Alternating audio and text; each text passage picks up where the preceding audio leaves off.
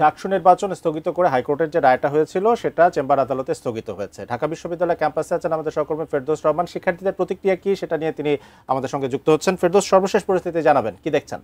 যে ডাকসু নির্বাচন, সেই ডাকসু নির্বাচন স্থগিত হয়েছে এরকম একটি সিদ্ধান্ত আসে হাইকোর্ট থেকে। আগামী 30 অক্টোবর পর্যন্ত স্থগিত করা হয়, যদিও সেটা পরবর্তীতে চেম্বার আদালত সেটাকেও আবার স্থগিত করেন।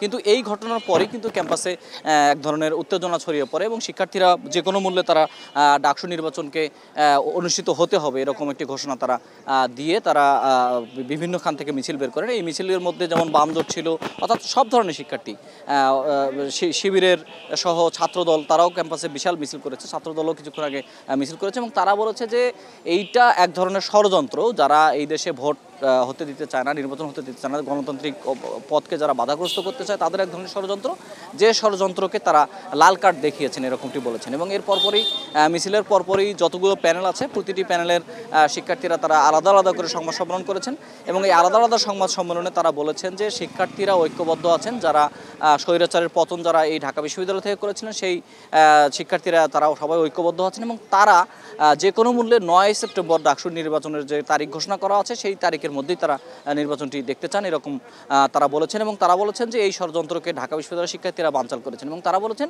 শিক্ষার্থীরা যেন সজাগ থাকে, কেননা তাদের হিসেবে ডাকসু নির্বাচন নিয়ে বিভিন্ন রকম ষড়যন্ত্র আছে, যে ষড়যন্ত্র চলতে থাকবে, যেটা প্রমাণ করেছে ঢাকা বিশ্ববিদ্যালয়ের এই আজকের যে হাইকোর্টের যে সিদ্ধান্ত সেটি প্রমাণ করেছে যে ঢাকা বিশ্ববিদ্যালয়ের ডাকসু নির্বাচন বন্ধ করা নিয়ে এক ধরনের ষড়যন্ত্র আছে। সেই ষড়যন্ত্রকে তারা বলছেন যে শিক্ষার্থীরা সেটিকে বানচাল করেছে এবং আগামীতে অর্থাৎ 9 তারিখের আগে যদি ডাকসু নির্বাচন নিয়ে আরও ষড়যন্ত্র হতে পারে সে কারণে প্রত্যেকটা প্যানেল এবং প্রত্যেকটা শিক্ষার্থীকে তারা সচেতন থাকতে বলেছেন। আজকে একটা উল্লেখ করার মতো বিষয় হচ্ছে ক্যাম্পাসে কিন্তু আমরা দেখলাম যে এই ধরনের ঘোষণা আসার পরই যারা পরস্পরকে বিভিন্নভাবে সমালোচনা করছে, বিভিন্ন প্যানেল যারা রয়েছে তারা কিন্তু হঠাৎ করেই তারা সবাই এক মঞ্চে দাঁড়ান এবং তারা সবাই বলছেন যে কোনো মূল্যে ডাকসু নির্বাচনটা অনুষ্ঠিত হতে হবে, এই বিষয়ে কারো কোনো দ্বিমত নাই।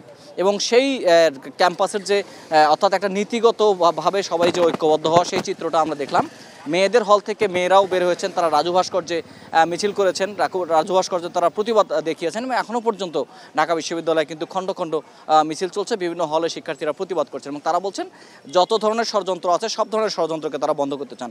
আমি ডাকসুর সামনে দাঁড়িয়ে রয়েছি, ডাকসুর পেছনে স্বতন্ত্র শিক্ষার্থী প্যানেলের প্রার্থী উমামা ফাতেমা তিনি একটি ব্রিফ করছেন এবং সেই ব্রিফে আমাদের সহকর্মী আবুল কালাম আজাদ রয়েছেন। আমরা সেই ব্রিফটাতে চলে যেতে চাই, আমরা একটু শুনতে চাই যে উমামা ফাতেমা আসলে কি বলছেন এই ডাকসু নির্বাচন নিয়ে এবং অথবা তার নির্বাচনী ইশতেহার তিনি কীভাবে ঘোষণা করতে পারেন সেটি আমরা শুনতে চাই। সংবাদের একটা আইটেম বানানোর জন্য, নিউজ আইটেম বানানোর জন্য পূর্ণাঙ্গ তথ্য লাগে। একটা নিউজ করতে গেলে পূর্ণাঙ্গ একটা তথ্য লাগে। সেখানে যদি আপনি একটা 15 সেকেন্ডের ক্লিপ দিয়ে একটা নিউজ মানে ভিডিও স্যার একটা নিউজ বলতে চান, সেটি কিন্তু নিউজও না, সেটি কিন্তু সাংবাদিকতাও না। আপনারা যারা আছে তারা জানেন। তো আবার আমাদের ঢাকা বিশ্ববিদ্যালয়ের শিক্ষার্থী হিসেবে আমরা আমাদের সাথে কী বলবো না বলবো সেখানে কিন্তু আমাদের একটু প্রাইভেসি দরকার পড়ে। তারা আমাদের কাছে অনেকগুলো কথা বলবে, অনেকগুলো জিনিস বলবে এবং এটা হচ্ছে আবার পাবলিক একটা স্পেয়ারও না যে হচ্ছে আমরা সেগুলো হচ্ছে ছবি নিতে পারবো। তবে আমরা আমাদের সাংবাদিক বন্ধুদেরকে কিন্তু আমরা সেই সুযোগটা দিই। যখন আমাদের সুযোগটা হয় আমরা সেই সুযোগটা সবাইকে ছবি ভিডিও নেওয়ার জন্য সুযোগ দিই। কিন্তু আমরা আমাদের এই যে একদম ছোটো ছোটো ভিডিওগুলো, ছোটো ছোটো জিনিসগুলো আমাদের শিক্ষার্থীদের খুবই বিব্রত হয় এবং তারা আমাদেরকে বলছে এবং আমরা শিক্ষার্থীদের প্রতিনিধি হিসেবে, নারী শিক্ষার্থীরা বেশি বিব্রত হয়। শিক্ষার্থীদের প্রতিনিধি হিসেবে আমাদের কাছে শিক্ষার্থীদের স্বার্থটাই সবচেয়ে বেশি গুরুত্বপূর্ণ। এবং এই প্রথম কয়েকদিন নারী শিক্ষার্থীদের আমাদের কাছে আসতেই চাইতো না, তবে এখন সেটি হয়েছে এবং অনেকগুলো জিনিস আমাদের আসলে কমেছে। মিডিয়ার নাম ধরে যারা হচ্ছে ওই শিক্ষার্থীদের ভিউ ব্যবসার যে জিনিসটা ছিল এটা কিন্তু কমেছে এবং আমরা প্রার্থীরা কিন্তু এখন রিল্যাক্সে যেতে পারছি আমাদের ভোটারদের কাছে এবং তারা খুবই কমফোর্ট ফিল করছে, কথা বলছে। তো এর মাঝেও যারা দুঃখ পেয়েছেন আমি আপনাদের সহযোদ্ধা হিসাবে আপনাদের কাছে ক্ষমা প্রার্থনা করছি। আপনারা এই বিষয়টি খবর সুন্দর দৃষ্টিতে দেখবেন। আর ডাকসু হচ্ছে আমাদের সবার অধিকার, আমাদের সবার জায়গা। তো আপনারা আমাদের সকল কাজে সহযোগিতা করবেন, একজন সহযোদ্ধা হিসাবে, একজন বন্ধু হিসাবে এবং একজন শিক্ষার্থী হিসাবে। তো আপনাদের কাছে আমার এই আহ্বান থাকলো।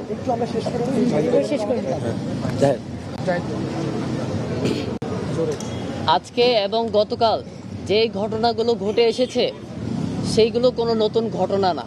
এই ঘটনাগুলো আমাদের কাছে খুবই পরিচিত এবং আমরা মনে করি ঢাকা বিশ্ববিদ্যালয় থেকে শুরু করে চট্টগ্রাম বিশ্ববিদ্যালয় এবং অন্যান্য বিশ্ববিদ্যালয়ের শিক্ষার্থীরাও এই ধরনের ঘটনার সাথে পরিচিত। তারা খুব ভালো করেই জানেন, সচেতন শিক্ষার্থীরা খুব ভালো করেই জানেন যে যখনই ছাত্র সংসদ নির্বাচনের একটা প্রচেষ্টা শুরু হয়, যখনই ডাকসু নির্বাচন, চাকসু নির্বাচন এবং অন্যান্য বিশ্ববিদ্যালয়ের নির্বাচনগুলোর আয়োজন শুরু হয়, তখনই আমরা দেখি এই ধরনের ঘটনা ঘটিয়ে ছাত্র সংসদ নির্বাচনগুলোকে বানচাল করার একটা চেষ্টা করা হয়। আমরা দেখতে পেয়েছি এই ধরনের ঘটনার মধ্য দিয়ে আসলে শিক্ষার্থীদেরকে আতঙ্কিত করার একটা চেষ্টা করা হচ্ছে, ভোটারদেরকে নিরুৎসাহিত করার একটা চেষ্টা করা হচ্ছে। আমরা মনে করি গণ অভ্যুত্থান পরবর্তী সময়ে ঢাকা বিশ্ববিদ্যালয়ের শিক্ষার্থীরাই শুধু নয়, বিশ্ববিদ্যালয়ের সকল শিক্ষার্থীদের মধ্যে একটি সচেতনতা তৈরি হয়েছে। রাজনৈতিক জনগোষ্ঠী